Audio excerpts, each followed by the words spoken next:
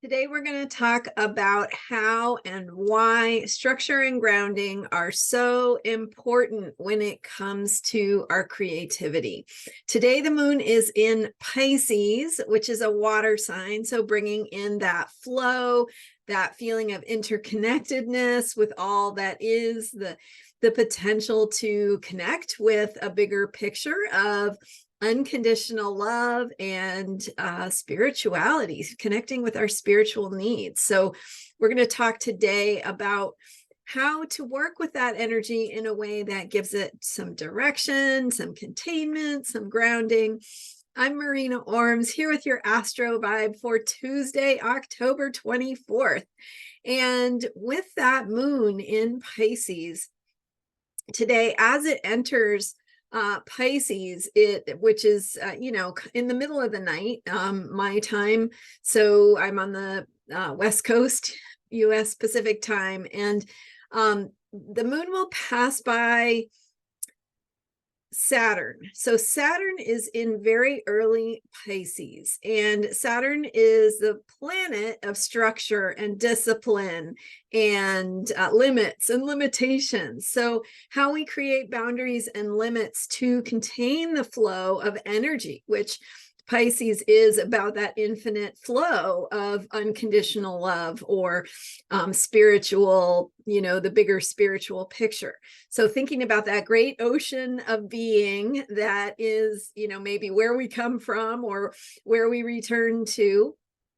And within that energy, we have structures. So we have the emergence of form. We have ways of containing energy that give it a direction, that give it a way of being embodied. And so Saturn in Pisces in general is really about reminding us how that process works. And Saturn is in very early Pisces now. It will be in Pisces for a couple more years. But as the moon goes through Pisces today, it is bringing in that feeling of connecting with that and how we want to. So the energy of Pisces is very imaginative. It can deal with things like fantasy and illusion and delusion and disillusionment, and also themes of propaganda, misinformation, right? It's like the great ocean of everything, and who's like kind of steering that and where they want it to go, as opposed to giving it a clear container, which is what boundaries and limits do. So when we create a government, right, what a government is it's a structure.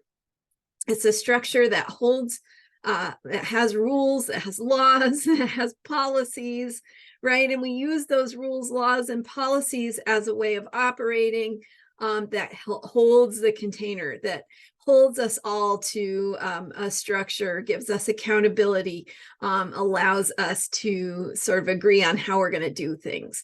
And without that, we just have infinity. And it's, it could be chaos because it's just the feeling of everything. And that's the same thing as with our lives when we have our imaginations running amok, right? Without a container, without a way of structuring or grounding ourselves, we don't have clarity on what's real and what's not, because it is just everything. And we feel all that everything, and whatever someone might want us to believe, it's easy to believe because, yeah, we can see how that could be true. So that's where boundaries, limits, and grounding are so important. So what is grounding? Grounding is remembering who you are, feeling your connection to the earth, but it's also just getting back into your body and getting your mind wrapped around what's important to you and what you know to be true, and what are the guideposts and the guardrails that you use to decide what is true and right, and how you're going to operate and how you want to be treated and how you want to treat other people. So when you connect with that sense of structure, right, of what are the guidelines, the guardrails, what are the principles by which you operate, then you can remember, oh, okay, this bigger picture of everything, it has a way of being that can fit for me. And so your imagination can then have some principles that give it structure, and you can choose within that imagination that might be able to connect with everything, or go off on your fears, for example, right? Imagining all the terrible things that could happen.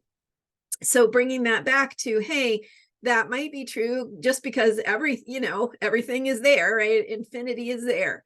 But let's bring it back to what is true and right for me, coming back, grounding in your body, grounding in what you're here to do, or maybe just what you need to do today to help remind yourself that all that big picture it's even though it's all out there as a possibility, it doesn't have to manifest. And so you are choosing with your thoughts and beliefs, and your actions, but you get to choose which of all those infinite possibilities you're going to give your affirmation to, right? You're going to agree with. So it's like, yes, all this is true, but I'm going to agree with the principle that of caring and compassion. I'm going to agree that all beings deserve to be treated with dignity and respect. So you see how those principles can help guide you in containing what might be a bigger picture of imagination, and help you construct your experience in a way that works for you. So you're giving some guidelines to all that infinite possibility, and you're saying, you're getting yourself grounded. You're saying, here's who I am. Here's what's important to me. Here is what I am confronting in my day, and the ways that I can affirm my principles in this here and now of my day, right? Like maybe it's in a conversation you need to have with someone. Maybe it's within a choice you need to make. Maybe it's within a way that you show up with another person. And I was with the nurses over the weekend. And so we're talking so much about caring and caring for our patients and our clients and those that we serve.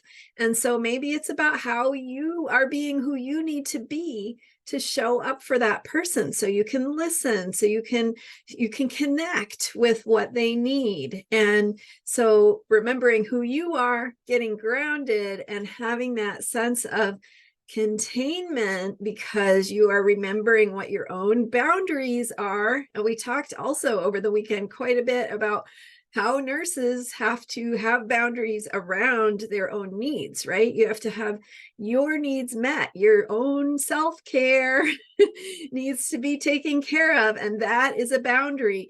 And when you create that boundary, you're also creating that container where you can make a difference for someone else, because you're not depleted, because you are not having your energy sucked out of you by all the infinite possibilities of what could happen. You're bringing it back to what you need to do and who you need to be, and the ability to take care of yourself allows you to do that. So today is a perfect day to connect with a bigger picture of the infinite flow of love and energy and resources that are part of life, because there's everything. And that's what Pisces reminds us of, that everything is there as a possibility. So how we are choosing within that, we can choose, okay, yes, I'll take this positive thing. No, thank you. I would not prefer to take on that negative thing. So we get to make choices within that. And our choices are our structure. So those choices that you make are the way that you are creating the structure, which contains the infinite energy and allows you to embody those principles that you have in a way that that you're walking in the world and moving in the world in alignment with what's important to your soul and how you can make the biggest difference for others. So kind of some big things to think about, but with this energy of the moon in Pisces today, thinking about how we ground, what we need to take care of ourselves, how we are creating our own structures, and to do that consciously, right? Don't allow your structure or your principles or your boundaries be dictated to you, but let them come from within as you choose what works for you, because that's going to be your best way of operating, your best government, self-government, right? To be in the world and function in a way that works with these bigger picture energies and allows them to be creative and to help you create positive outcomes. Super. So thank you so much for being here. I am Marina Ormes. You can learn more about me at astrologyheals.com, and I have mini readings available. So that's a great way to get a taste of what your own natal chart can reveal. And it's only a starting place. It's just a taste, but it can open the door to whetting your appetite for more and learning more about yourself and what your chart reveals about you, especially when we frame it in this bigger picture of your soul's intention and what it is you're here to create in this life. Thank you so much for joining me. I'm here every day with astrology for unshakable self-care. We're following what the planets help us see for ourselves. Thank you, and I'll see you next time. Don't forget to subscribe. All right, thanks. Bye for now.